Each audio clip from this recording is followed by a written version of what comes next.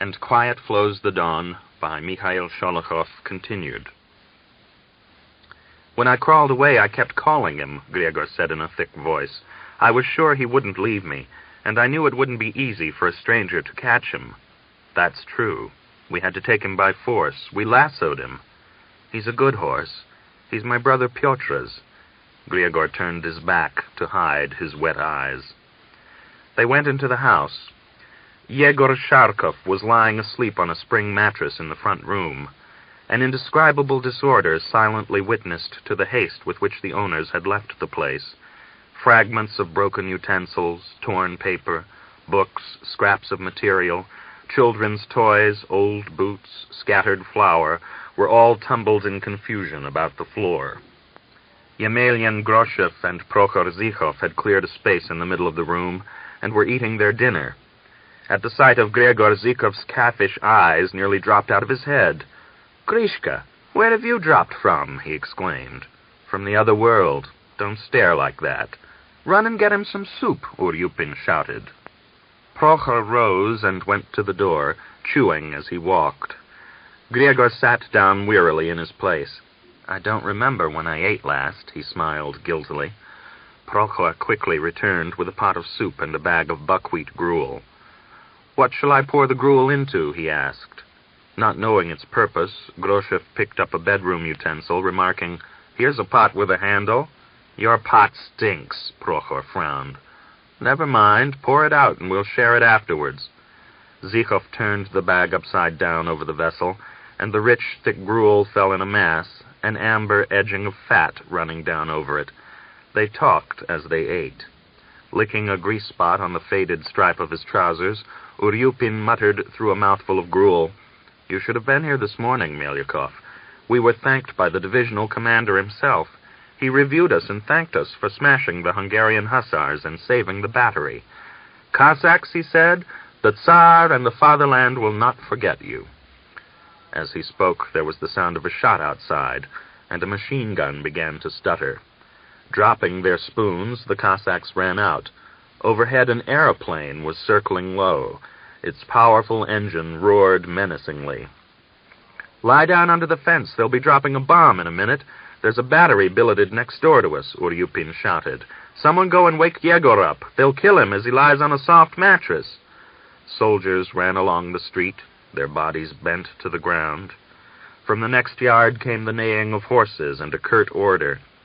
Griegor glanced over the fence. The gunners were hurriedly wheeling a gun under a shed. Screwing up his eyes at the prickly blue of the sky, he stared at the roaring, swooping bird. At that moment, something fell suddenly away from it and glittered sharply in the sunlight. Uryupin ran down the steps, Gregor behind him, and they threw themselves down by the palings. One wing of the airplane glittered as it turned. From the street came irregular shots. Gregor had just thrust a charge of cartridges into the magazine of his rifle when a shattering explosion threw him 6 feet away from the fence.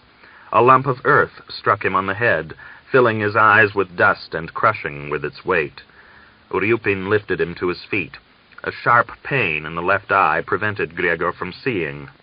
With difficulty opening the right eyelid, he saw that half the house was demolished. The bricks were scattered in a horrible confusion. A rosy cloud of dust hovered over them. As he stood staring, Yegor Zharkov crawled from under the steps.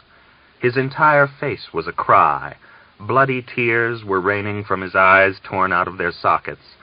With his head buried in his shoulders, he crawled along, screaming without opening his deathly, blackening lips. "Ai! Ai! Ai!" Behind him, one leg, torn away at the thigh, dragged along by a shred of skin. The other leg was completely gone. He crawled slowly along on his hands, a thin, almost childish scream coming from his lips. The cry stopped, and he fell over on his side, pressing his face right against the harsh, unkind brick and dung-littered earth. No one attempted to go to him. "Pick him up!" Gregor shouted, not removing his hand from his left eye. Infantry ran into the yard. A 2-wheeled cart with telephone operators stopped at the gate. 2 women and an old man in a long black coat came up. Sholokhov was quickly surrounded by a little crowd. Pressing through them, Gregor saw that he was still breathing, whimpering and violently shivering. A beady, granular sweat stood out on his deathly yellow brow. "Pick him up! What are you, men or devils?" "What are you howling about?" a tall infantryman snapped. Pick him up, but where are we to take him to? You can see he's dying, and he's still conscious." Uryupin touched Gregor on the shoulder from behind. "Don't move him," he whispered. "Come round to the other side and look." He drew Gregor along by the sleeve and pushed the crowd aside. Gregor took one glance, then with huddled shoulders turned away and went to the gate. Under Zharkov's belly, the rosy and blue intestines hung, smoking. The end of the intertwined mass was poured out onto the sand and dung, stirring and swelling. The dying man's hand lay at the side as though raking the ground. "Cover his face," someone proposed.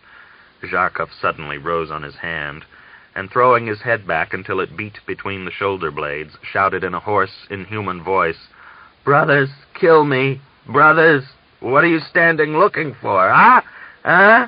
Brothers, kill me!" The wagon rocked easily.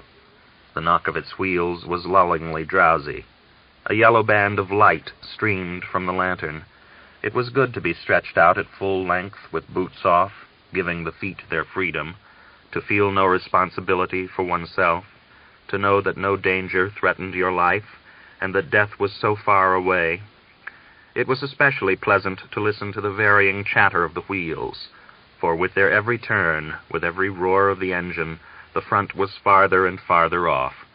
And Gregor lay listening, wriggling the toes of his bare feet, all his body rejoicing in the fresh, clean linen. He felt as though he had thrown off a dirty integument, and spotlessly clean was entering a new life. His quiet, tranquil joy was disturbed only by the pain in his left eye. It died away occasionally, then would suddenly return, burning the eye and forcing involuntary tears beneath the bandage. In the field hospital, a young Jewish doctor had examined his eye and had told him, "You'll have to go back. Your eye is in a very unsatisfactory state." "Shall I lose it, doctor?" "Why should you think that?" the doctor smiled, catching the unconcealed alarm in Gregor's voice. "But you must have it attended to, and an operation may be necessary. We shall send you to Petersburg or Moscow. Don't be afraid. Your eye will be all right." He clapped Gregor on the shoulder and gently drew him outside into the corridor. As he turned back, he rolled up his sleeves in readiness for an operation. After long wanderings, Gregor found himself in a hospital train. He lay for days on end, enjoying the blessed peace. The ancient engine exerted all its strength to haul the long line of carriages. They drew near to Moscow and arrived at night. Those who could walk were assembled on the platform. The doctor accompanying the train called out Gregor's name and handed him over to a nurse, instructing her as to his destination. The nurse led the way out of the station, her dress rustling. Gregor walked uncertainly behind her. They took a droshky. The roar of the great city, the jangle of tram bells, the blue gleam of electricity had a crushing effect upon him. He leant against the back of the droshky, staring inquisitively at the crowded streets, and it was strange for him to feel the agitating body of a woman at his side. Autumn was visibly arrived in Moscow. Along the boulevards, the leaves of the trees gleamed yellow in the lamplight. The night breathed a wintry chill. The pavements were shining, and above him the stars were autumnally clear and cold. From the center of the town, they turned into a deserted side street. The horses' hoofs clattered over the cobbles. The driver, in his long blue coat, swayed on his high seat and waved the ends of the reins at his mare. In the distance, railway engines whistled. Perhaps a train just off to the dawn, Gregor thought, pricked with yearning. They stopped outside a 3-storied house. Gregor jumped out. "Give me your hand," the sister asked, bending down over him. He took her small, soft hand in his and helped her to alight. "You smell of soldier's sweat," she laughed quietly. "You ought to spend some time out there, nurse. Then you might think of something else," Gregor replied, with suppressed anger. The door was opened by a porter. They went up a gilt balustraded staircase to the first floor.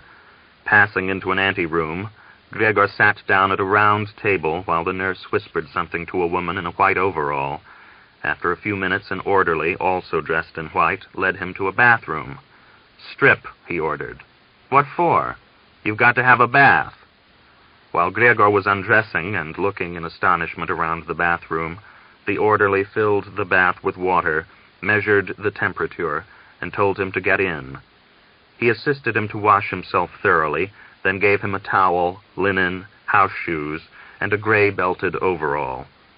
"What about my clothes?" Gregor asked in amazement. "You'll wear these while you're here. Your clothes will be returned to you when you are discharged from the hospital." As Gregor passed a wall mirror, he did not recognize himself. Tall, dark of face, with patches of crimson on the cheeks, and a growth of mustache and beard, in a dressing gown, his hair swathed in a cap, he had only a distant resemblance to the former Gregor Melyukov.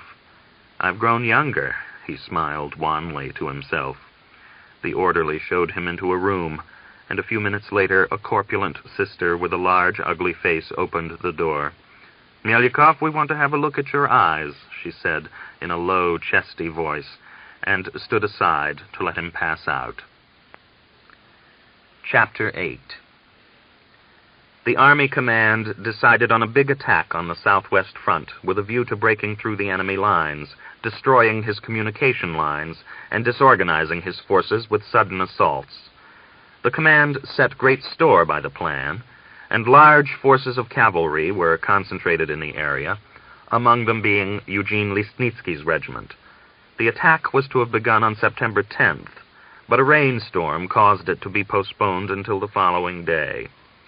Over a 6-mile area, the infantry on the right flank made a demonstrative offensive to draw the fire of the enemy. Also, sections of one cavalry division were dispatched in a misleading direction. In front of Listnitsky's regiment, as far as eye could see, there was no sign whatever of the enemy. About a mile away, Eugene could see deserted lines of trenches, behind them rye fields billowing in a wind-driven, bluish early morning mist.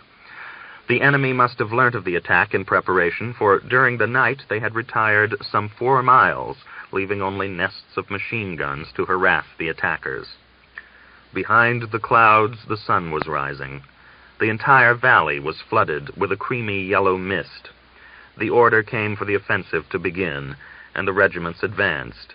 The many thousands of horses' hoofs set up a deep rumbling roar that sounded as though it came from under the ground. A mile was covered, and the level lines of attacking forces drew near to the fields of grain.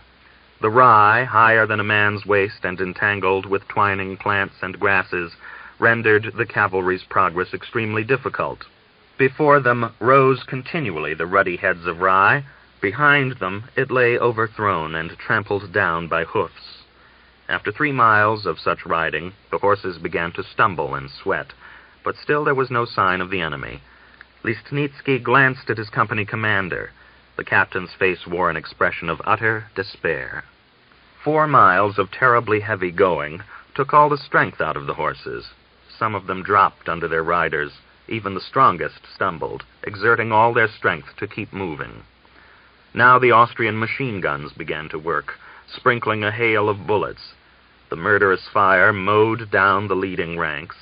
A regiment of Uhlans was the first to falter and turn. A Cossack regiment broke.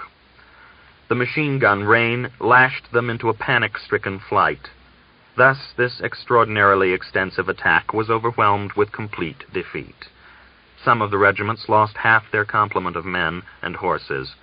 400 Cossacks and 16 officers were killed and wounded in Listnitsky's regiment alone. Eugene's own horse was killed under him, and he himself was wounded in the head and the leg.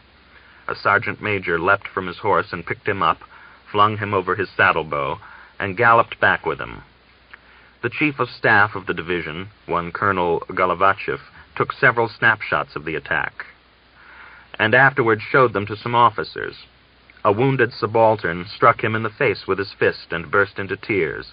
Then Cossacks ran up and tore Golovanchev to pieces, made game of his corpse, and finally threw it into the mud of a roadside ditch. So ended this brilliantly inglorious offensive. From the hospital in Warsaw, Eugene informed his father that he had been given leave and was coming down to Jagodnoye. The old man shut himself up in his room and came out again only the next day. He ordered Nikitich, the coachman, to harness the trotting horse into the drozhki, had breakfast, and drove to Wysienska. There he sent his son a telegram, which was a miniature letter and cost 400 rubles to dispatch. Yet there was nothing in Lisnitsky's life to write about. It dragged on as before, without variation. Only the cost of labor rose, and there was a shortage of liquor. The master drank more frequently and grew more irritable and fault-finding. One day he summoned Aksenia to him and complained, "You're not working properly. Why was the breakfast cold yesterday? Why wasn't the glass properly clean? If it happens again, I shall discharge you. I can't stand slovenliness, do you hear?" Aksenia pressed her lips together and burst into tears. "Nikolai Alexeyevich," she exclaimed, "my daughter is ill. Let me have time to attend to her. I can't leave her." "What's the matter with the child?" "She seems to be choking." "What? Diphtheria? Why didn't you speak before, you fool? Run and tell Nikitich to drive to Wysienska for the doctor. Hurry!" Nikitich brought the doctor back the next morning. He examined the unconscious, feverish child, and without replying to Aksenia's entreaties, went straight to the master. The old man received him in the anteroom. "Well, what's wrong with the child?" he asked, acknowledging the doctor's greeting with a careless nod. "Diphtheria, Your Excellency." "Will it get better? Any hope?" "Hardly. It's dying." "You fool!" The old man turned livid. "What did you study medicine for? Cure her!" He slammed the door in the doctor's face and paced up and down the hall. Aksenia knocked and entered. "The doctor wants horses to take him to Wysienska," she said. The old man turned on his heel. "Tell him he's a blockhead. Tell him he doesn't leave this place until the child is well. Give him a room and feed him," he shouted, shaking his fist. He strode over to the window, drummed with his fingers for a minute, and then, turning to a photograph of his son as a baby in his nurse's arms, stepped back 2 paces and stared hard at it. As soon as the child had fallen sick, Aksenia had decided that God was punishing her for taunting Natalia. Crushed with fear for the child's life, she lost control of herself, wandering aimlessly about, and could not work. Surely God won't take her, the feverish thought beat incessantly in her brain, and not believing, with all her force trying not to believe that the child would die, she prayed frantically to God for his last mercy, that its life might be spared. But the fever was choking the little life. The girl lay like marble, a difficult, broken cry coming from her throat. The doctor attended her 4 times a day, and stood of an evening smoking on the steps of the servants' quarters, gazing at the cold sparkle of the autumnal stars. All night Aksenia remained on her knees by the bed. The child's gurgling rattle wrung her heart. "My little one, my little daughter," she groaned. "My flower, don't go away, Tanya. Look, my pretty one, open your little eyes. Come back, my black-eyed darling. Why, O Lord?" The child occasionally opened its eyelids, and the bloodshot eyes gave her an errant, intangible glance. The mother caught at the glance greedily. It seemed to be withdrawn into itself, yearning, resigned. She died in her mother's arms. For the last time the little mouth gaped, and the body was racked with a convulsion.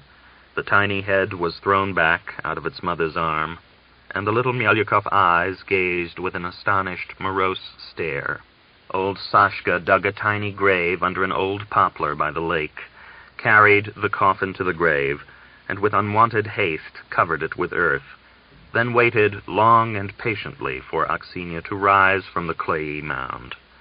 At last he could wait no longer, and blowing his nose violently, he went off to the stables.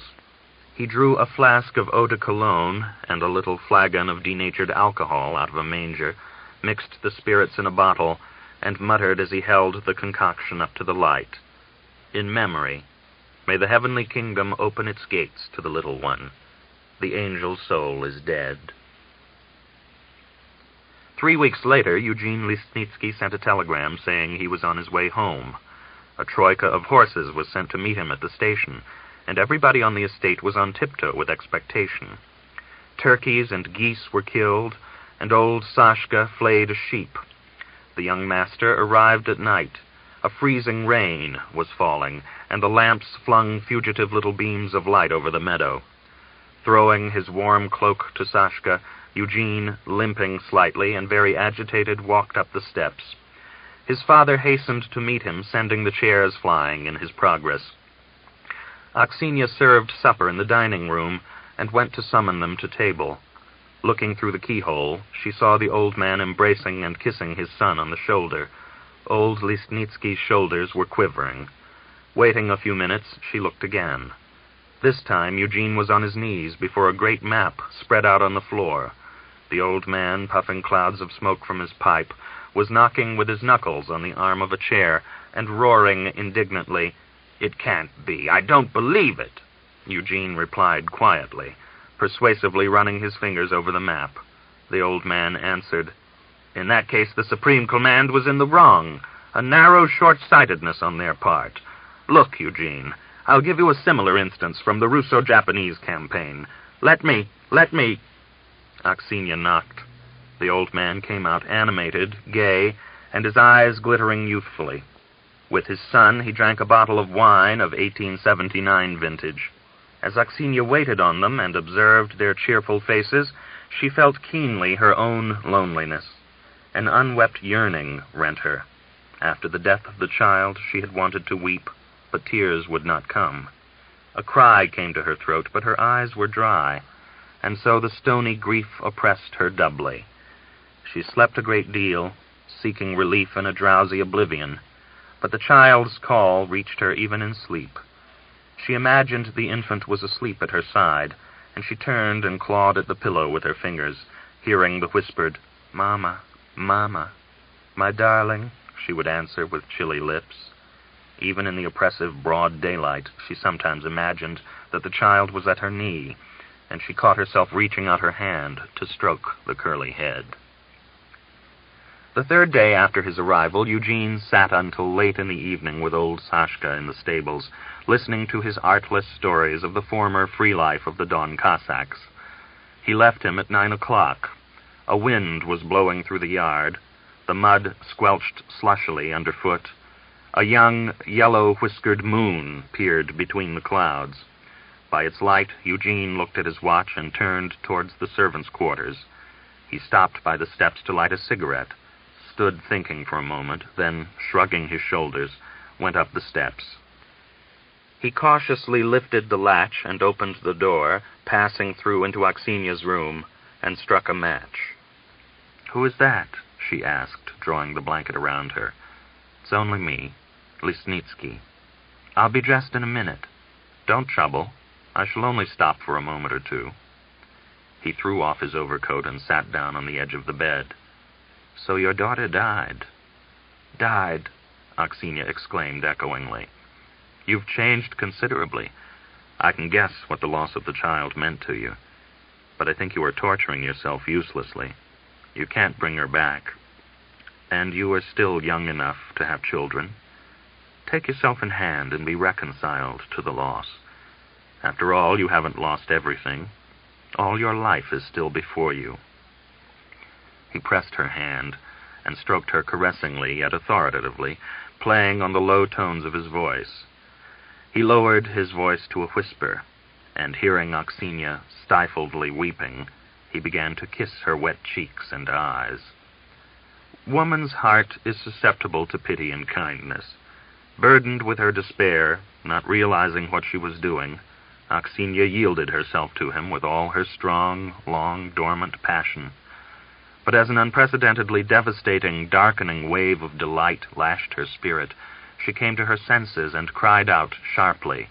Losing all sense of reason or shame, she ran out, half-naked, in her shift alone, onto the steps.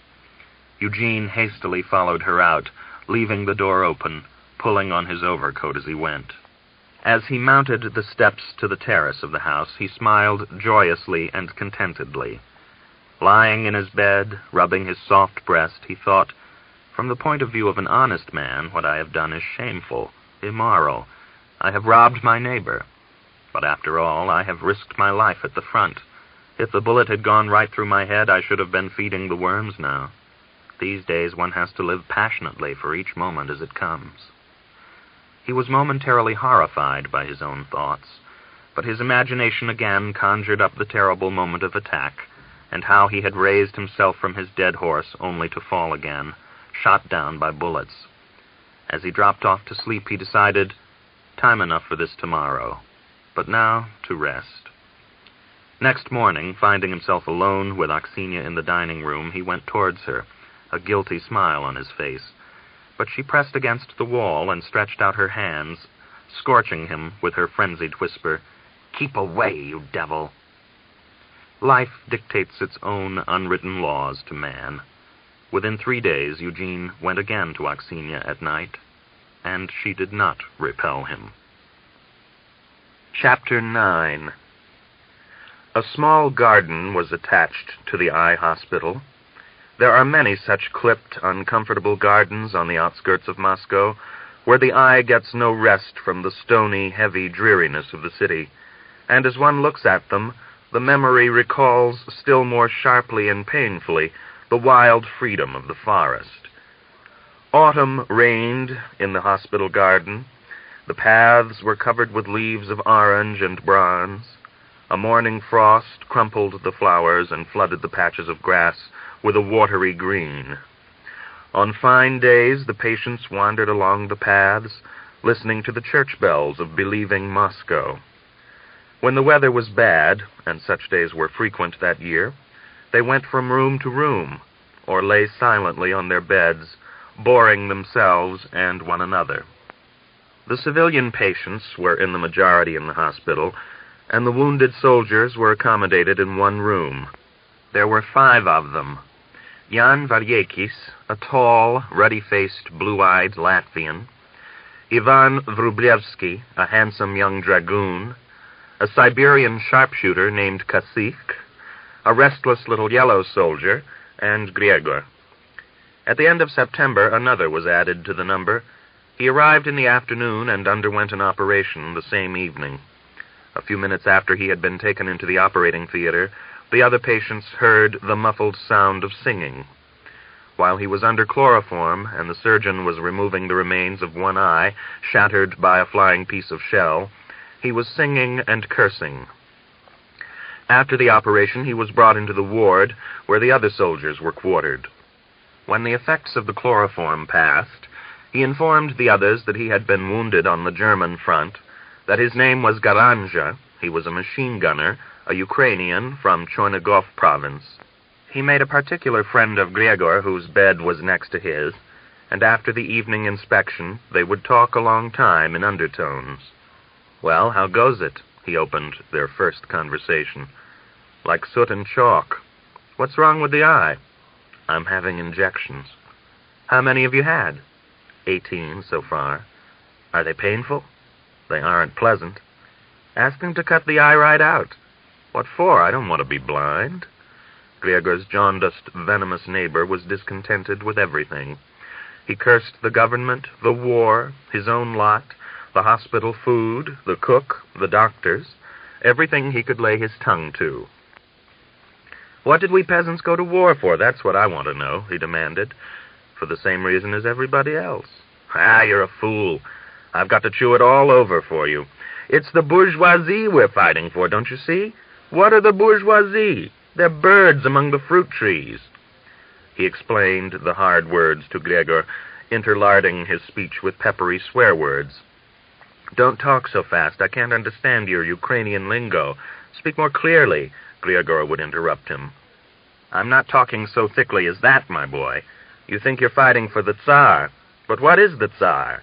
The Tsar's a nobody, and the Tsarina's a chicken. But they're both a weight on our backs, don't you see? The factory owner drinks vodka while the soldier kills the lice. The capitalist takes the profit, the worker goes bare.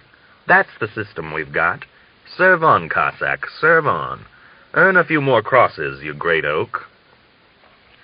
Day after day, he revealed truths hitherto unknown to Griegor, explaining the real causes of war, and jesting bitterly at the autocratic government.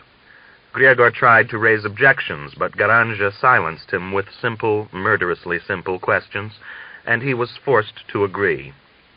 Most terrible of all was that Griegor began to think Garanja was right, and that he was impotent to oppose him. He realized with horror that the intelligent and bitter Ukrainian was gradually but surely destroying all his former ideas of the Tsar, the country, and his own military duty as a Cossack. Within a month of the Ukrainian's arrival, all the system on which Griegor's life had been built up was a smoking ruin. It had already been rotten, eaten up with the canker of the monstrous iniquity of the war, and it needed only a jolt. That jolt was given, and Griegor's mind awoke. He tossed about, seeking a way out, a solution to his predicament, and gladly found it in Garanja's answers. Late one night, Griegor rose from his bed and awoke Garanja. He sat down on the edge of the Ukrainian's bed. The greenish light of a September moon streamed through the window. Garanja's cheeks were dark with furrows. The black sockets of his eyes gleamed humidly. He yawned and wrapped his legs in the blanket. "Aren't you asleep?" he grumbled. "Can't sleep," Griegor replied. "Tell me this one thing. War is good for one and bad for another, isn't it?" "Well?" The Ukrainian yawned. "Wait," Griegor whispered, blazing with anger. "You say, we are being driven to death for the benefit of the capitalists. But what about the people? Don't they understand? Aren't there any who could tell them, who could go and say, 'Brothers, this is what you are dying for'?" "How could they? Tell me that. Supposing you did. Here we are whispering like geese in a box, but talk out loud, and you'll have a bullet in you. The people are stone deaf. The war will wake them up. After the storm will come the fine weather. But what's to be done about it? Tell me, you serpent, you've turned me upside down." "Those I can turn aside, I turn aside. You must turn your rifle without any regret. You must shoot those who sent the people into hell. You know who." Garanja rose in his bed, and grinding his teeth, stretched out his hand. "A great wave will rise and sweep them all away." "So you think everything has to be turned upside down?" "Ha! The government must be thrown aside like an old rag. The lords must be stripped of their fleece, for they've murdered the people too long already. And what will you do with the war when you've got the new government? They'll still go on fighting, and if not us, then our children will. How are you going to root out war, to destroy it, when men have fought for ages?" "True. War has gone on since the beginning of time, and will go on so long as we don't sweep away the evil government. And when every government is a workers' government, they won't fight anymore. That's what's got to be done. When the Germans and the French and all the others have got a workers' and peasants' government, what shall we have to fight about then? Away with frontiers, away with anger. One beautiful day, all over the world. Ah!" Garanja sighed, and twisting the ends of his whiskers, his one eye glittering, he smiled dreamily. "Grishka, I'd pour out my blood drop by drop to live to see that day." They talked on until the dawn came. In the gray shadows, Griegor fell into a troubled sleep. September and October passed. The days dragged by interminably, filled with mortal boredom. In the morning at 9 o'clock, the patients were served with tea, 2 miserable transparent slices of French bread, and a knob of butter the size of a fingernail. After dinner, they were still hungry. In the evening, they had tea again, carousing with a glass of water to break the monotony. The patients in the military ward changed. First the Siberian went, then the Latvian.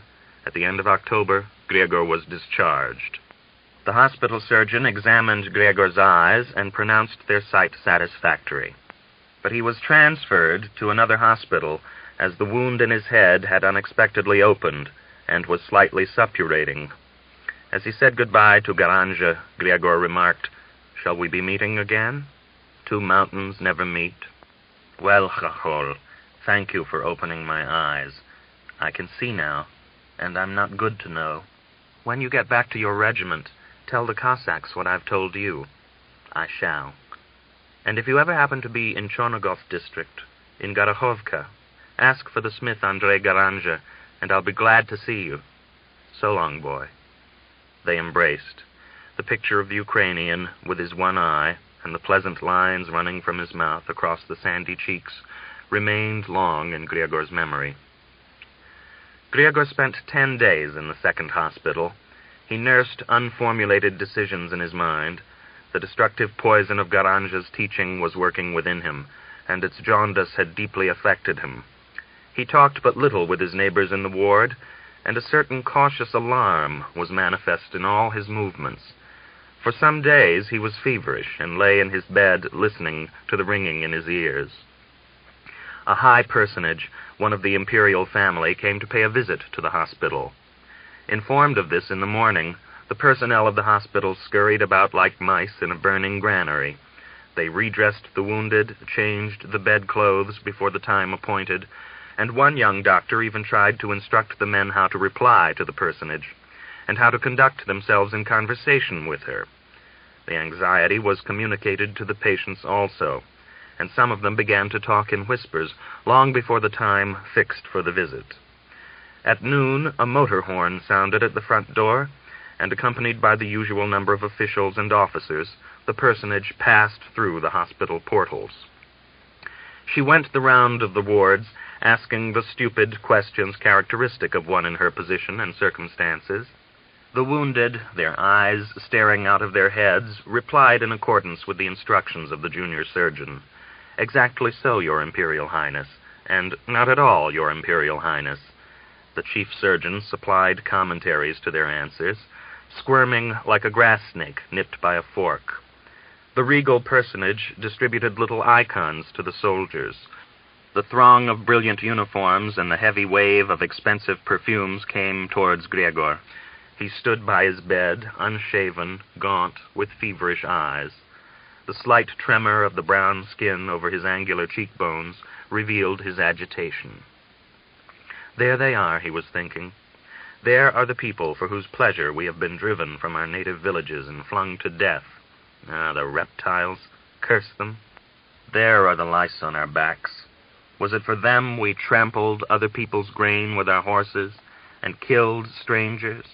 And I crawled over the stubble and shouted. And our fear? They dragged us away from our families, starved us in barracks, their bellies filled till they shine. I'll send you out there, curse you, put you on a horse under a rifle, load you with lice, feed you on rotten bread and maggoty meat." Gregor's eyes wandered over the officers of the retinue and rested on the marsupial cheeks of the royal personage. "A Don Cossack, Cross of St. George," the chief surgeon smirked as he pointed to Gregor, and from the tone of his voice one would have thought it was he who had won the cross. "From what district?" the personage inquired, holding an icon ready. "Visyenska, Your Imperial Highness." "How did you win the cross?" Boredom and satiation lurked in the clear, empty eyes of the royal personage. Her left eyebrow was artificially raised, this being intended to give her face greater expression. For a moment, Gregor felt cold, and a queer chopping sensation went on inside him. He had felt a similar sensation when going into attack. His lips twisted and quivered irresistibly. "Excuse me, I badly want to... Your Imperial... just a little need." Gregor swayed as though broken and pointed under the bed. The personage's left eyebrow rose still higher. The hand holding the icon, half extended towards Gregor, was frozen stiff. Her querulous lips hanging with astonishment, the personage turned to a gray-haired general at her side and asked him something in English. A hardly perceptible embarrassment troubled the members of her suite. A tall officer with a snow-white glove thrust under his epaulette looked askance. A second looked silly. A third glanced inquiringly at his neighbor. The gray-haired general smiled respectfully and replied in English to Her Imperial Highness, and the personage was pleased to thrust the icon into Gregor's hand, and even to bestow on him the highest of honors, a touch on the shoulder. After the guests had departed, Gregor dropped onto his bed, and burying his face in his pillow, lay for some minutes, his shoulders shaking. It was impossible to tell whether he was crying or laughing. Certain it is that he rose with dry eyes. He was immediately summoned to the room of the chief surgeon. "You're a canaille," the doctor began, grasping his beard in his fingers. "I'm not a canaille, you reptile," Gregor replied, striding towards the doctor. "You're not at the front." Then, recovering his self-control, he said quietly, "Send me home." The doctor turned and went to his writing table, saying more gently, "We'll send you. You can go to the devil." Gregor went out, his lips trembling with a smile, his eyes glaring. For his monstrous, unpardonable behavior in the presence of the royal personage, he was deprived of his food for 3 days. But the cook and his comrades in the ward kept him supplied. It was evening of November the 17th when Gregor arrived at the first village in his own district. As he passed down the street, children were singing a Cossack song under the river willows. As he listened to the familiar words, a chill gripped his heart and hardened his eyes. Avidly sniffing in the scent of the smoke coming from the chimneys, he strode through the village, the song following him.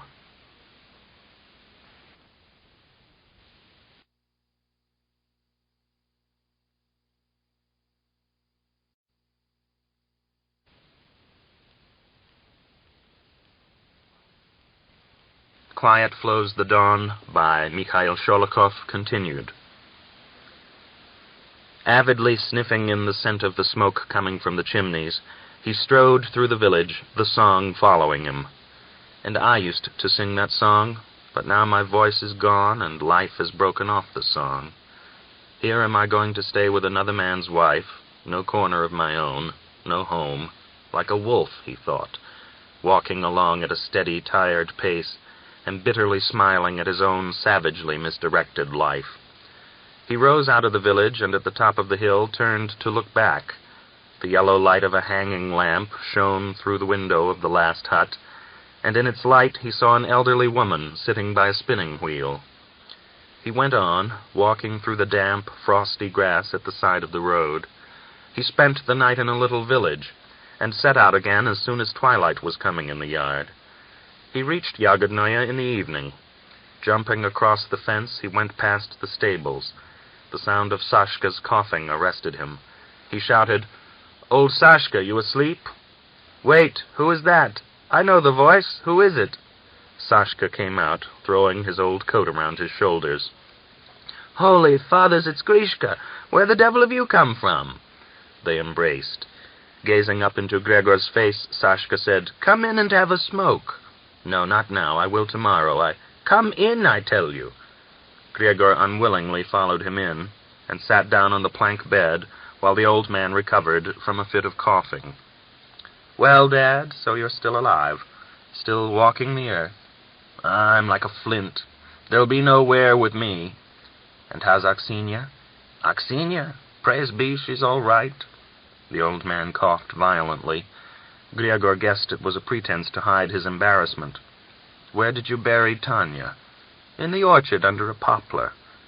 "Well, tell me all the news." "My cough's been troubling me a lot, Grishka." "Well?" "We're all alive and well. The master drinks beyond all sense, the fool." "Where is Aksenia?" "She's in the servants' quarters. You might have a smoke. Try my tobacco, it's first rate." "I don't want to smoke. Talk or I'll clear out. I feel—" Gregor turned heavily, and the pallet creaked under him. "I feel you're keeping something from me, like a stone in the breast. Strike." "And I will strike. I haven't got the strength to be silent, Grishka, and silence would be shameful." "Tell me then," Gregor said, letting his hand drop caressingly on the old man's shoulder. He waited, bowing his back. "You've been nursing a snake," Sashka suddenly exclaimed in a harsh, shrill voice. "You've been feeding a serpent. She's been playing about with Eugene." A stream of sticky spittle ran down over the old man's chin. He wiped it away and dried his hand on his trousers. "Are you telling the truth?" Gregor demanded. "I've seen them with my own eyes. Every night he goes to her. I expect he's with her now." "Oh, well." Gregor bit his fingernail and sat with hunched shoulders for a long time, the muscles of his face working. "A woman's like a cat," Sashka said. "She makes up to anyone who strokes her. Don't you trust them. Don't give them your trust." He rolled a cigarette and thrust it into Gregor's hand. "Smoke," he said. Gregor took a couple of pulls at the cigarette, then put it out with his fingers. He went out without a word. He stopped by the window of the servants' quarters, panting heavily, and raised his hand several times to knock. But each time his hand fell as though struck away.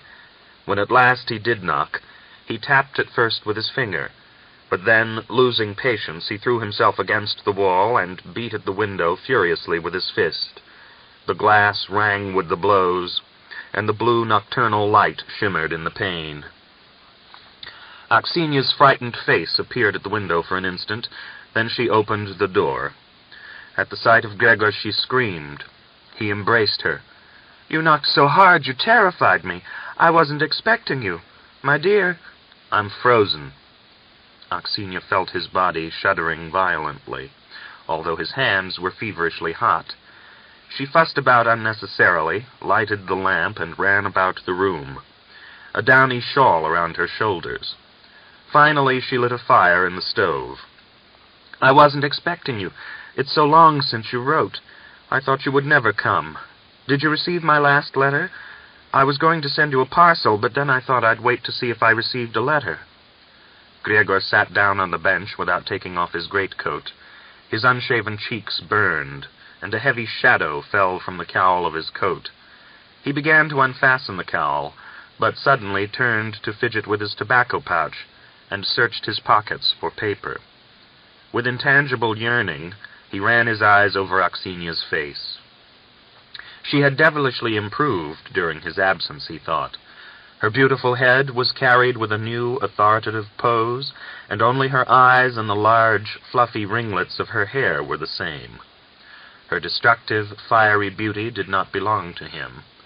Hardly, when she was the mistress of the master's son. "You don't look like a kitchen maid. You're more like a housekeeper," he remarked. She gave him a startled look and laughed forcedly. Dragging his pack behind him, Gregor went towards the door. "Where are you going?" "To have a smoke." On the steps, Gregor opened his pack, and from the bottom drew out a hand-painted kerchief carefully wrapped in a clean shirt. He had bought it from a Jewish trader in Zhitomir for 2 rubles, and had preserved it as the apple of his eye, occasionally pulling it out and enjoying its wealth of rainbow colors, foretasting the rapture with which Aksenia would be possessed when he would spread it open before her. A miserable gift. Could he compete in presents with the son of a rich landowner? Struggling with a spasm of dry sobbing, he tore the kerchief into little pieces and pushed them under the step. He threw the pack onto the bench in the porch and went back to the room. "Sit down and I'll pull your boots off, Grishka," Aksenia said. With white hands, long divorced from hard work, she struggled with Gregor's heavy army boots. Falling at his knees, she wept long and silently. Gregor let her weep to her heart's content, then asked, "What's the matter? Aren't you glad to see me?" In bed, he quickly fell asleep. Aksenia undressed and went out to the steps. She stood there in the cold, piercing wind, under the funeral dirge of the northern blast, embracing the damp pillar, not changing her position until dawn came. In the morning, Gregor threw his greatcoat across his shoulders and went to the house. The old master was standing on the steps, dressed in a fur jacket and a yellow Astrakhan cap. "Why, there he is, the Cavalier of St. George. But you're a man, my friend." He saluted Gregor and stretched out his hand. "Staying long?" he asked. 2 weeks, Your Excellency. "We buried your daughter. A pity, a pity." Gregor was silent. Eugene came onto the steps, drawing on his gloves. "Why, it's Gregor. Where have you arrived from?" Gregor's eyes darkened, but he smiled. "Back on leave, from Moscow." "You were wounded in the eye, weren't you? I heard about it. What a brave lad he's grown, hasn't he, Papa?" He nodded to Gregor and turned towards the stables, calling to the coachman, "The horses, Nikitich." Nikitich finished harnessing the horse, and giving Gregor an unfriendly look, led the old gray trotting horse to the steps. The frost-bound earth crumbled under the wheels of the light drozhki. "Your Excellency, Let me drive you for the sake of old times. Griegor turned to Eugene, smiling beseechingly. The poor chap doesn't guess, Eugene thought, smiling with satisfaction, and his eyes glittered behind his pince-nez. All right, jump up, he assented. What? Hardly arrived, and you're already leaving your young wife? Old Lesnitsky smiled benevolently. Griegor laughed. A wife isn't a bear. She won't run off into the forest, he replied. He mounted the driver's seat, thrust the knout beneath him, and gathered up the reins. I'll give you a drive, Eugene Nikolaevich. Drive well, and you shall have tea money. Haven't I already got enough to be thankful for? I'm grateful to you for feeding my Aksenia, for giving her a piece. Griegor's voice suddenly broke, and a vague, unpleasant suspicion troubled Eugene. Surely he doesn't know. Of course not. How could he? He threw himself back in the seat and lit a cigarette. Don't be long, old Lesnitsky called after them. Griegor pulled with the reins at the horse's mouth and urged it to its topmost speed. Within 15 minutes they had crossed the rise, and the house was out of sight. In the very first valley they came to, Griegor jumped down and pulled the knout from under the seat. What are you doing? Eugene frowned. I'll show you. Griegor waved the knout and brought it down with terrible force across Eugene's face. Then, seizing it by the lash, he beat the officer with the butt on the face and arms, giving him no time to bestir himself. A fragment of the glass from his pince-nez cut Eugene above the brow, and a little stream of blood flowed into his eyes. At first he covered his face with his hands, but the blows grew more frequent. He jumped up, his face disfigured with blood and fury, and attempted to defend himself. But Griegor fell back and paralyzed his arm with a blow on the wrist. That's for Aksenia. That's for me. For Aksenia. Another for Aksenia. For me. The knout whistled, the blows slapped softly. At last, Griegor threw Eugene down on the hard ruts of the road and rolled him on the ground, beating him bestially with the iron-shod heels of his boots. When he had no strength to do more, he got on the droshky seat, and, sawing at the horse's mouth, galloped it back. He left the droshky by the gate, and, seizing the knout, stumbling over the edges of his open greatcoat, he flew into the servants' quarters. At the sound of the door flung open, Aksenia glanced round. You reptile! You bitch! The knout whistled and curled around her face. Panting, Griegor ran into the yard, and, heedless of Sashka's questionings, left the estate. When he had covered a mile, he was overtaken by Aksenia. Panting violently, she walked along silently at his side, occasionally pulling at his sleeve. At a fork in the road, by a brown wayside shrine, she said in a strange, distant voice, "Griegor, forgive me." He bared his teeth, and, hunching his shoulders, turned up the cowl of his greatcoat. Aksenia was left standing by the shrine. He did not look back once, and did not see her hand stretched out to him. At the crest of the hill above Tatarsk, he noticed in astonishment that he was still carrying the knout. He threw it away, then strode down into the village. Faces were pressed against the windows, amazed to see him, and the women he met bowed low as he passed. At the gate to his own yard, a lanky, black-eyed, good-looking girl ran to meet him, flung her arms around his neck, and buried her face on his breast. Pressing her cheeks with his hands, he raised her head and recognized Dunya. Panteleimon Prokofyevitch limped down the steps, and Griegor could hear his mother weeping aloud in the hut. With his left hand he embraced his father. Dunya was kissing his right hand. The almost painfully familiar creak of the steps, and Griegor was in the porch.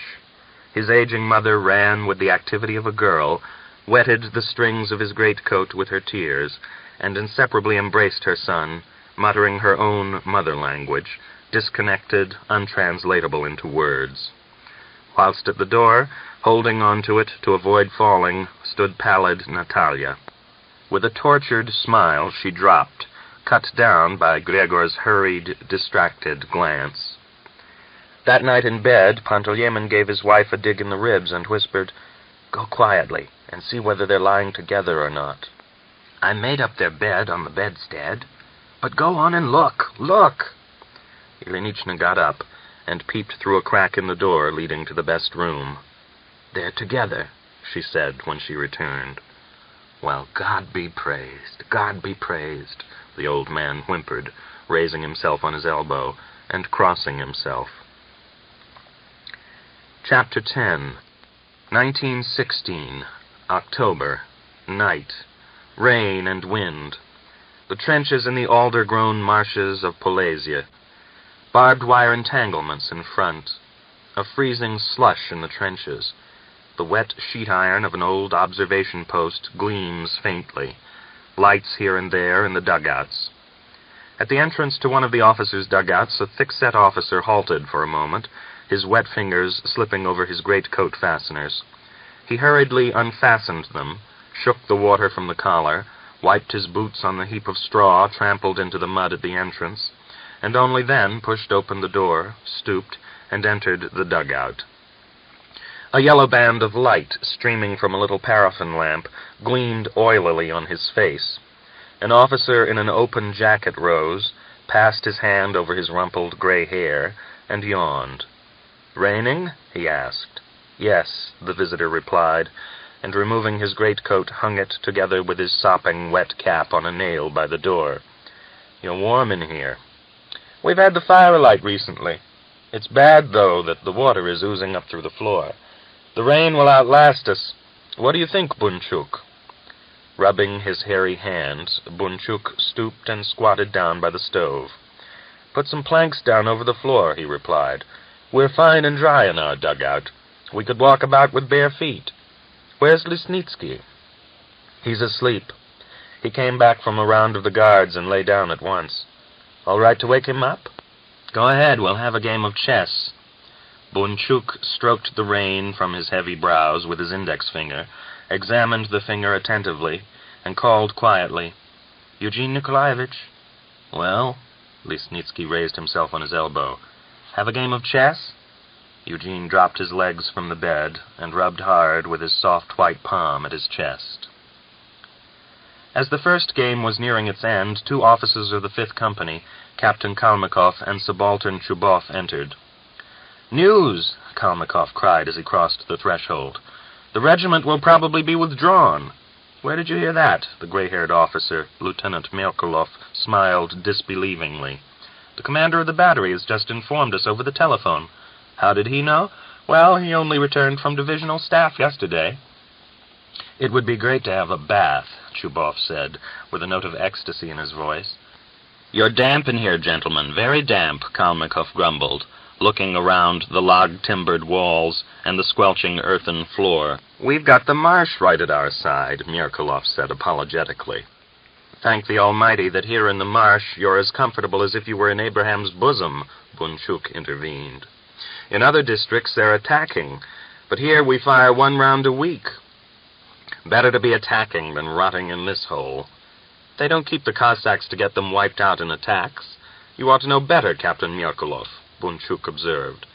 "Then what are we kept for, in your opinion?" "At the right moment, the government will play its old game of maintaining itself on the backs of the Cossacks." "Now you're talking heresy," Kalmykov waved his hand. "How is it heresy? You can't deny the truth." "How is it the truth?" "Why, everybody knows it's the truth. Why don't you admit it, too?" "Attention, gentlemen," Chubov shouted, and bowing theatrically, pointed to Bunchuk. "Cornet Bunchuk will now begin to interpret the Social Democratic Dream Book." "You don't like the Social Democrats, do you?" Bunchuk laughed as he caught Chubov's eyes.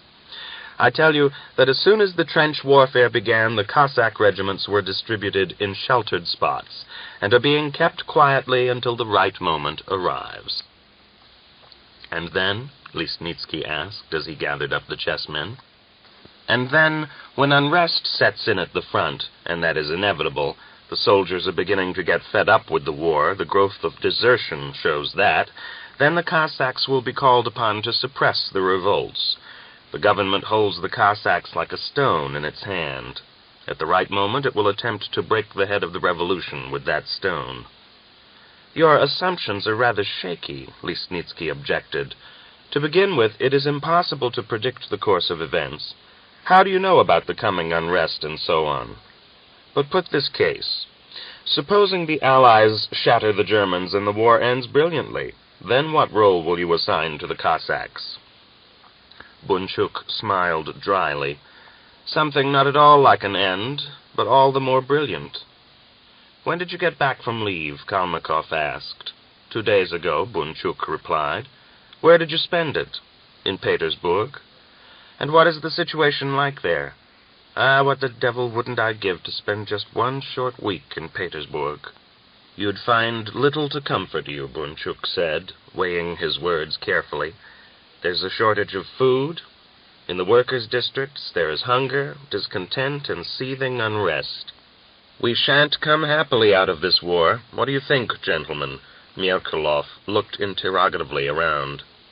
The Russo-Japanese War gave birth to the Revolution of 1905. This war will end with a new revolution. And not only revolution, but civil war, Bunchuk replied.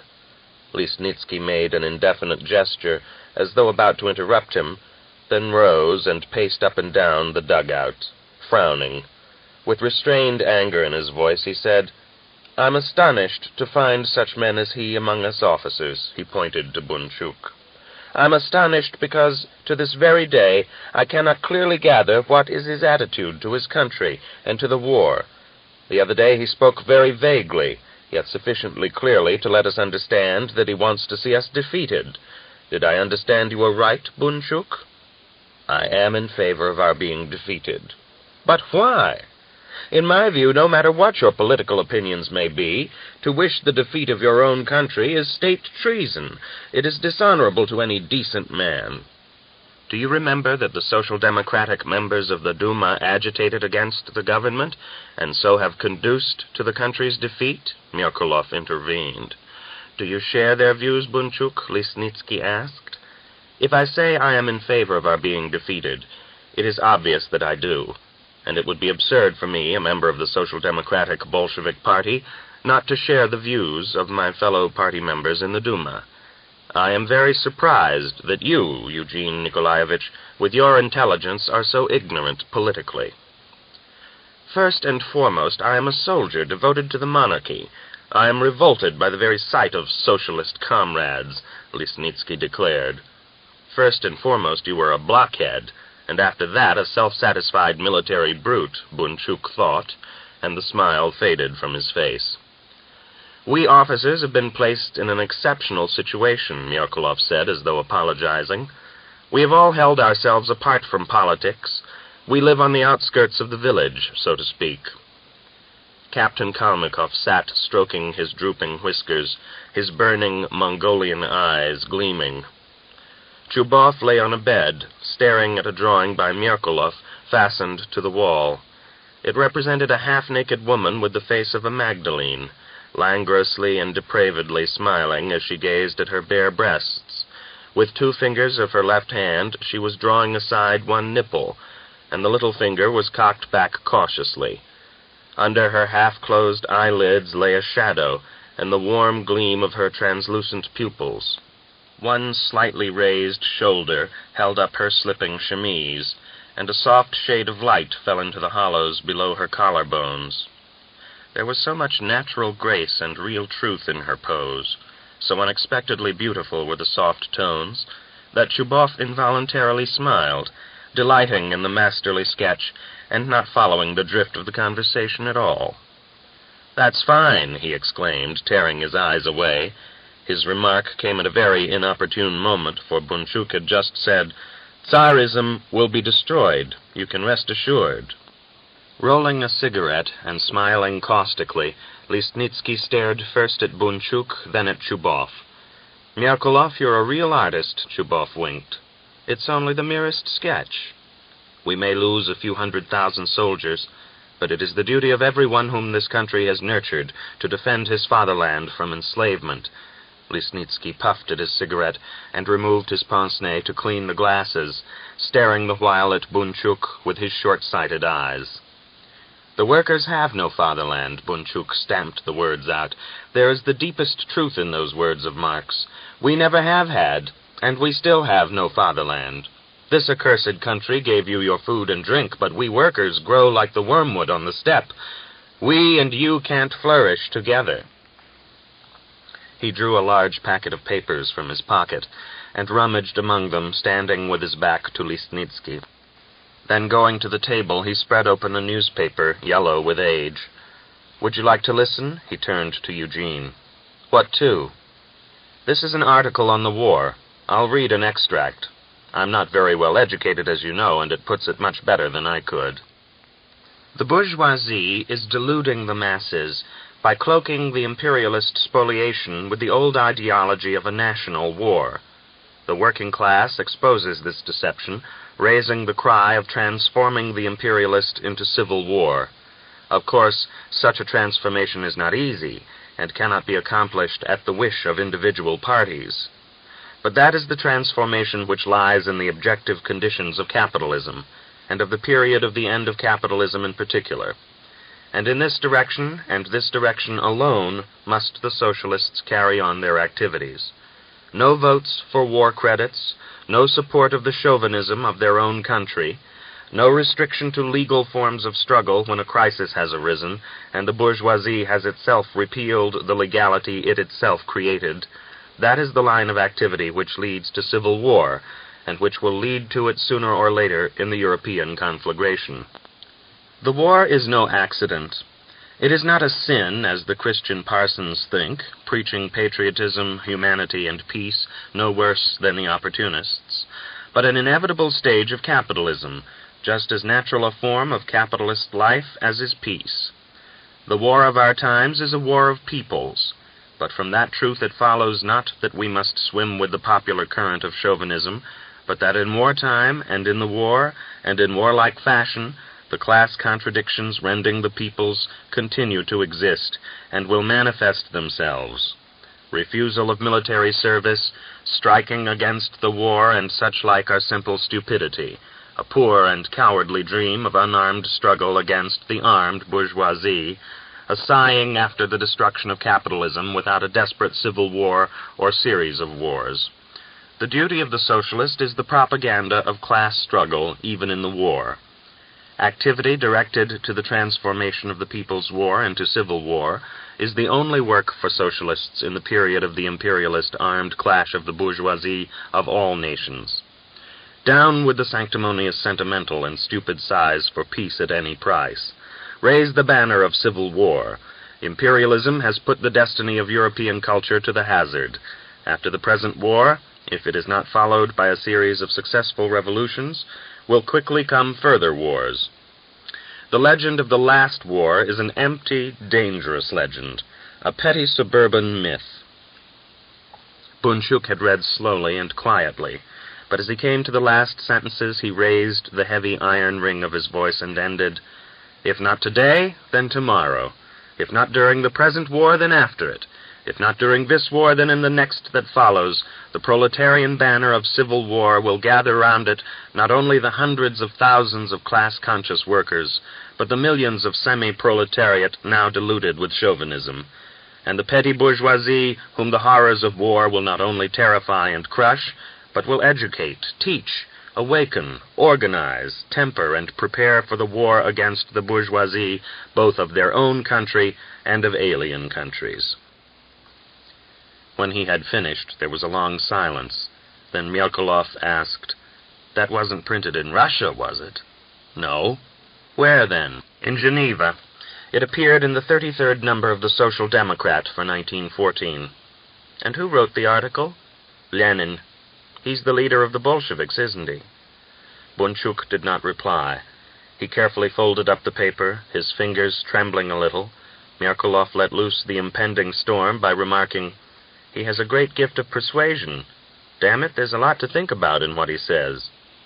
Obviously greatly agitated, Listnitsky buttoned up the collar of his shirt, and pacing swiftly up and down from corner to corner, poured out a fine hail of words.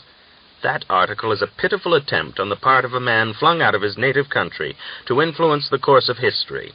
In our age of reality, prophecy does not enjoy much success, still less when it is of that sort. The true Russian passes by these hysterical babblings with contempt. The transformation of the war of peoples into civil war. Damn it, what contemptible rot! Lisnitsky stared with knitted brows at Bunchuk, who was still bent over his packet of papers. Eugene spoke fierily, but his low, thin voice made no impression. "Bunchuk!" Kalmikov exclaimed. "One moment, Lisnitsky. Bunchuk, listen. Let us admit that this war will be transformed into a civil war. But then what? You'll overthrow the monarchy, but what sort of government do you propose to set up in its place?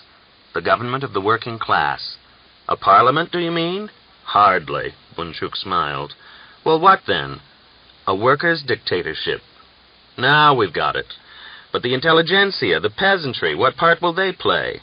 The peasantry will follow us, and part of the intelligentsia also. The others? This is what we shall do with the others." With a swift movement, he screwed up a paper in his hand and threw it away, saying through his teeth, "That's what we'll do with them." "What the devil did you volunteer for the front and even reached officer's rank for? How can you reconcile that with your views? Here's a man against the war, against the destruction of his class brothers, and he's an officer." Kalmikov slapped his hands against the legs of his boots and laughed out loud. "How many German workers have you slaughtered with your machine guns?" Lisnitsky inquired. Bunchuk rapidly turned over his packet of papers and, still bent over the table, replied, "How many German workers have I shot? That's a question. I came voluntarily because I'd have had to come in any case. I think the knowledge I have gained here in the trenches will be of some service later on. Listen. Take the modern army. It is one of the splendid examples of organization, and that organization is good only because it is flexible, and because it simultaneously knows how to give millions of men a single will. Today, those millions of men are sitting at home in various parts of the country. Tomorrow, the mobilization order is issued, and they are assembled at the appointed centers. Today, they lie in the trenches and lie for sometimes months on end. Tomorrow, they go into the attack. Today, they perform miracles, hiding from bullets and shrapnel. Tomorrow, they perform miracles in open battle. Today, their leading detachments lay mines under the earth. Tomorrow, they march for miles at the direction of aeroplanes flying above the earth. This is what is called organization, when in the name of a single purpose, inspired by a single will, millions of men change the forms of their social life and their activity, change the place and the methods of their activity, change their weapons and arms in accordance with the modified circumstances and demands of the struggle. The same thing applies to the struggle of the working class against the bourgeoisie. Today, a revolutionary situation is not present. But what do you mean by situation? Chubov interrupted. Bunchuk stared at him as though he had only just been awakened from sleep, and rubbed his brow with his finger, trying to grasp the question. "I asked, what do you mean by situation?" "I understood all right, but it's difficult for me to explain." Bunchuk smiled a simple, childlike smile. It was strange to see it on his big, moody face. It was as though a ray of sunlight had danced across an autumnal, rain-swept field. A situation is a position, a combination of circumstances. That's clear, isn't it? Lisnitsky waved his hand vaguely. "Read on," he said. "Today, a revolutionary situation is not present. There are not the conditions for ferment among the masses, for an intensification of their activity. Today, they hand you a ballot paper. Take it. Know how to organize yourselves in order to strike your enemies with it, and not in order to introduce into Parliament, into the comfortable jobs, men who grip their chairs in fear of prison. Tomorrow, they have deprived you of your electoral rights, and have given you arms and a quick-firing gun splendidly equipped in accordance with all the latest developments of technique. Take this weapon of death and destruction. Don't listen to the sentimental vaporings of those afraid of war. There is still too much left in the world that has to be destroyed with fire and sword for the sake of the emancipation of the working class. And if indignation and despair increase in the masses, if a revolutionary situation develops, prepare to create new organizations, and to put into motion such serviceable weapons of death and destruction against your government and your bourgeoisie." Bunchuk was interrupted by a knock and the entry of the sergeant major of the 5th Company. "Your Excellency," he turned to Kalmikov, "an orderly from the regimental staff." Kalmykov and Shubov threw on their greatcoats and went out. Merkulov sat down to draw. Listnitsky continued his pacing up and down the dugout, fingering his mustaches and deep in thought. Shortly afterwards, Bunchuk also took his departure. He made his way through the slippery mud of the trenches, his left hand holding the edges of his collar together, his right keeping down his greatcoat. The wind streamed along the narrow trench, clinging to the ledges, whistling and eddying. His face wore a sad smile. When he reached his dugout, he was again wet through with the rain and smelling of decaying alder leaves. The commander of the machine-gun detachment was asleep, his face still showing the traces of 3 sleepless nights spent at cards.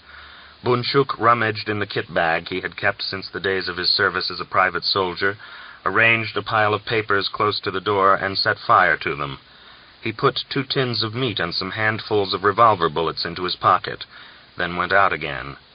The wind caught at the momentarily opened door, sent the gray ash of the burnt papers flying, and blew out the smoking lamp.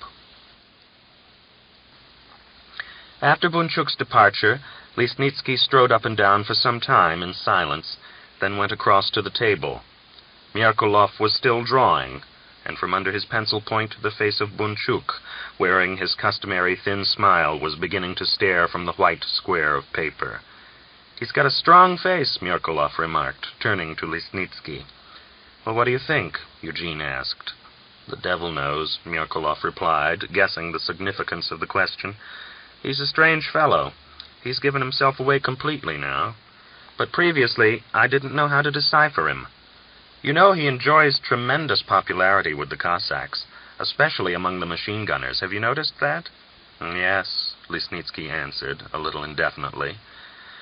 "The machine-gunners are Bolsheviks to the last man.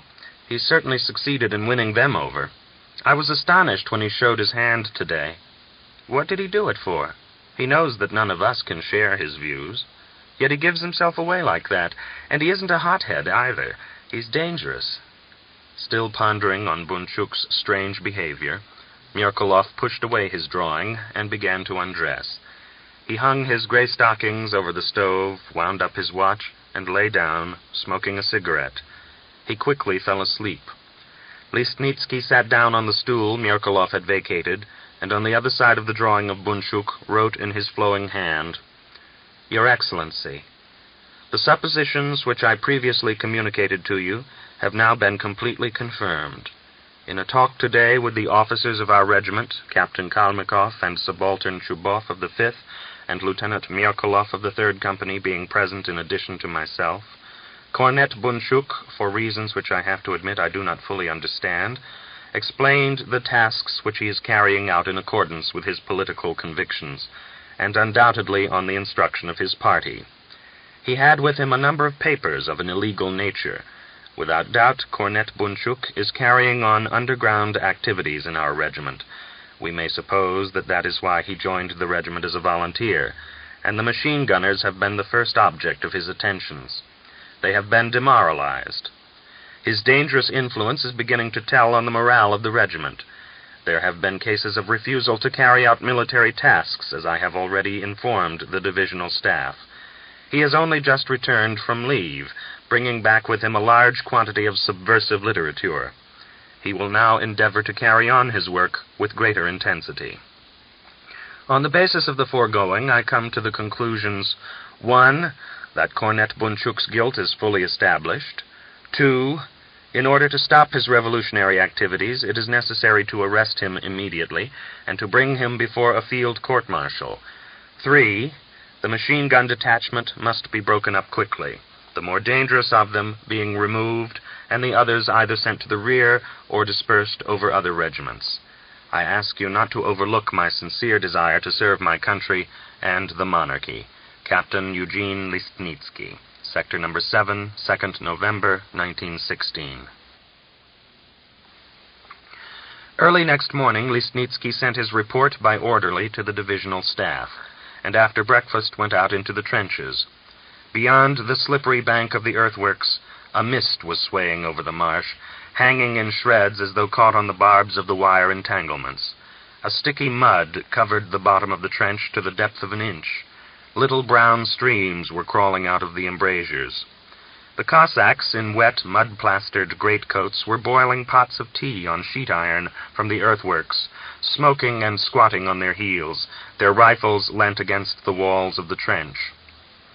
"How many times have you been told not to dare to light fires on the sheet iron? Don't you understand, you swine?" Eugene shouted as he reached the first group of Cossacks. Two of them rose unwillingly. The others continued to squat and smoke, the edges of their greatcoats gathered up under them.